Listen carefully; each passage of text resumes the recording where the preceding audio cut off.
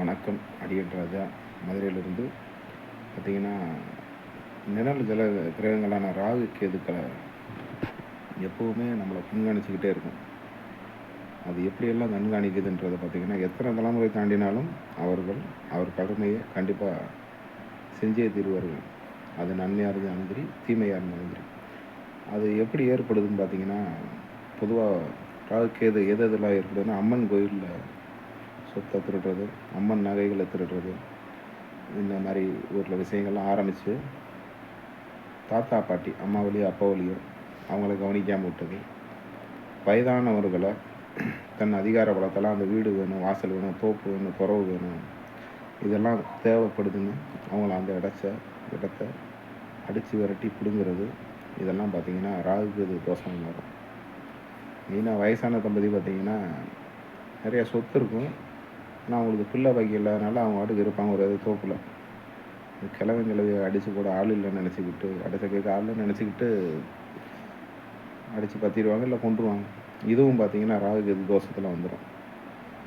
அந்த மாதிரி வர தோஷங்கள் யார் அந்த சொத்தை அனுபவிக்கிறாங்களோ அவங்க குடும்பத்துக்கு எப்படி தெரியும் அப்படின்னா, களத்திர ஸ்தானத்தில் 7 ராகு கேது நிற்கிறது, லக்கணத்தில் ராகு கேது நிற்கிறது, இல்லை 7ஆம் அதிபதியோட ராகு கேது நிற்கிறது. இது பார்த்திங்கன்னா குடும்ப உறவுகளை அந்த தலைமுறையில் ஏமாற்றி சொத்து சேர்த்த தலைமுறைக்கு கண்டிப்பாக நல்ல நிம்மதியான வாழ்க்கையை கொடுக்காது. அந்த மாதிரி கொடுக்காதப்ப அவங்க எப்படி நிம்மதியாக இருக்க முடியும்? நிம்மதியாக இருக்கவே முடியாது. அப்போ அதுக்கு தகுந்த மாதிரி அவங்க தான தர்மம் நிறையா பண்ணணும். இனி போகிற காலத்தில் யாரும் அவ்வளோ தூரம் தான தர்மம் பண்ண மாட்டாங்க. இப்போ ராகு கேது, இப்போ ராகு 3ல் இருந்துச்சு அப்படின்னா, போன பிறவியில் லக்கணத்தில் இருந்தாலும் 2ல் இருந்தாலும் பார்த்திங்கன்னா சொத்தை ஏமாற்றி விடுங்கணும், வயசானவங்க அப்படி எடுத்துக்கணும். 3ல் இருந்துச்சு அப்படின்னா, இப்போ இருக்க ஜாதகி முற்பிறவியில் தன் சகோதரர்களை மதிக்காமல் ஏமாத்தினது, கைவிட்டது, அவசர தேவைக்கு உதவாமல் விட்டது, இந்த மாதிரி விஷயங்களை உதவி செய்யாமல் இருந்தாங்கன்னா 3ல் ராகு கேது இருந்தால் உறுதியாக சொல்லலாம், இவங்க சகோதரியோட சாபத்தை தீர்க்க பிறந்தவங்க. 3ல் ராகு கேது இருந்தால், மெயினாக ராகு இருக்கவே கூடாது. கேது இருந்தால் கூட சுருக்கிடுவார், அந்த இடத்த பிரிஞ்சு போயிடுவாங்க. ஆனால் ராகு இருந்தால் கூட வச்சுக்கிட்டே பிரச்சனை பண்ணிக்கிட்டே இருக்கும்.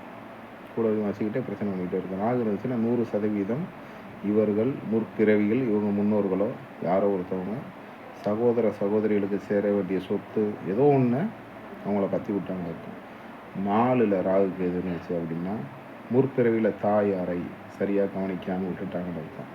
அதனால் இந்த பிறவியில் அவங்களுக்கு தாய் இருக்க வாய்ப்பில்லை. எல்லாருமே அந்த குழந்தை பிறந்தோடனே ஒருவேளை மற்ற இட சுபத்துவமாக இருந்தால் வெளிநாட்டுக்கு வேலைக்கு போயிடுவாங்கன்னு வச்சுக்கலாம் அந்த அம்மா. அப்போ தாயை பிரிஞ்சு இருக்கிற வேண்டிய சூழ்நிலை வந்துடும். 5ல் ராகு இருந்தால் பார்த்திங்கன்னா, பிள்ளைகள் போன பிறவியில் அடுத்தவங்க பிள்ளைகளை நீங்கள் சரியாக கவனிக்கலை அப்படின்ற ஒரு விஷயத்தை சொல்லும். அது புத்திர தோஷத்தை உண்டு பண்ணும்.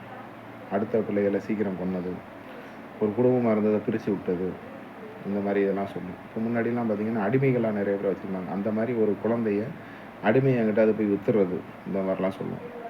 மீதம் இருக்கிற பாவத்தை அடுத்த வீடியோவில் பார்ப்போம். நன்றி. வாழ்க வளமுடன்.